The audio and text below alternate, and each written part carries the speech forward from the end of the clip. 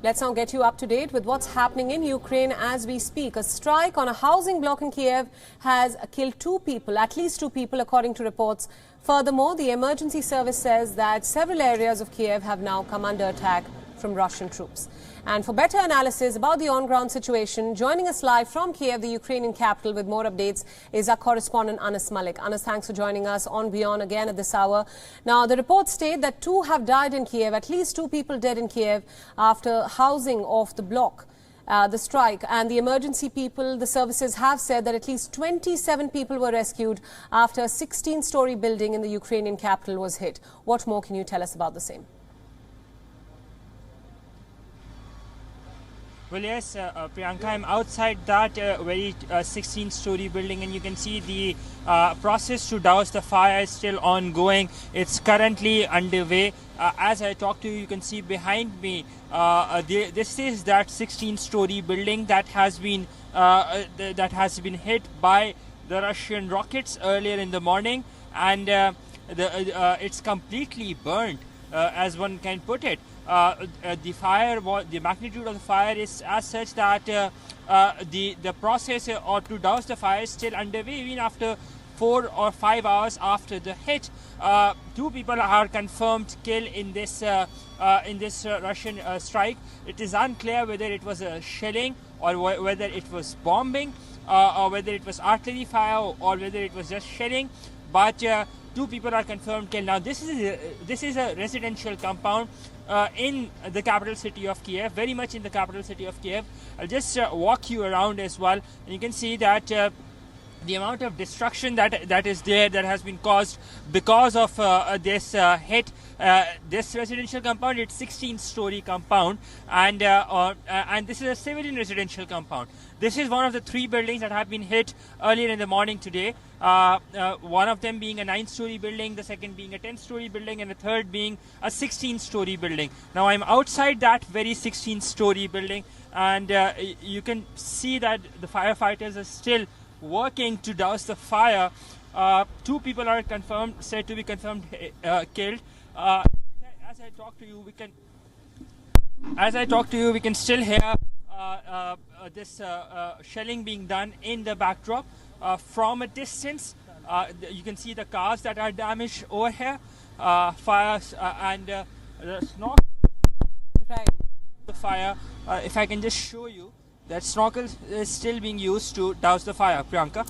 Right, absolutely. For all our viewers who are joining us on Beyond this hour, we'd just like to say that our correspondent Anas Malik is currently in the heart of the conflict in Kiev in Ukraine. He's bringing us all the live on-ground updates. Anas, just to follow up to that, everything that you've just told us is happening on a day when Russia and Ukraine are set to resume negotiations yet again to end this war. Meanwhile, the EU has now imposed its toughest round of sanctions yet.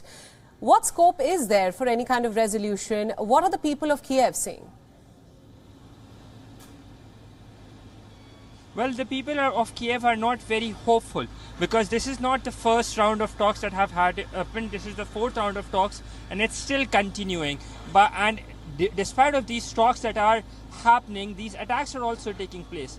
One of the testimony is this. You can see behind me, the process to douse the fire is still ongoing, and it's residents who continue to suffer. And that is one of the tragedies of this or this conflict or this invasion, however one would like to put it, that it's the civilians that continue to suffer. Now, this compound, this residential compound, this 16-story residential compound is a testimony. The residents of Kiev are of the opinion that they would want to live in peace, but they don't see peace being attained or achieved in some time, and that is the reason they're out on the roads to protect. They've picked up arms, and they're out on the roads to protect their country, to protect their city. And that is the reason we're seeing more and more of these civilian checkpoints or civil defense volunteers, as one would put it, stepping up to the occasion, rising to the occasion, taking up arms, guarding the city, building trenches, putting up roadblocks, right, because they know that sooner or later the war will come over here, and they would want to safeguard their city. Right, absolutely, Anas. Just another question there. As we understand, reports say that the Prime Ministers of the Czech Republic, Poland and Slovenia are set to visit Ukraine, all in a bid to, in a sense, show their support and solidarity for Ukraine. They are set to meet the President Zelensky. What can you tell us about that? Well, yes, we've heard from the Polish government that the three prime ministers are to visit today, and they will be meeting President Zelensky. The Ukrainian government has not come out as yet and declared or announced it as yet because we understand that there are security concerns. But a lot of questions are raised with regards to how they would be flying in, because remember, the country is currently a no-fly zone. So how would they be ensuring to all the battalions on ground that no untoward incident happens, whether they will be taking the road, given that there is uncertainty around the city of Kiev, because you don't know when a shell or where a shell would land. So lots of questions that remain unanswered at this point of time, and we're expecting sometime in some time the Ukrainian government to come out with a statement and to clarify with regards to the visit, this all-important visit of the three neighboring prime ministers of Ukraine. Priyanka? Absolutely, Anas Malik. Thank you so much for all those updates, and thanks for joining us from Kiev in Ukraine with all those insights. WION World is One is now available in your country. Download the app now and get all the news updates on the move.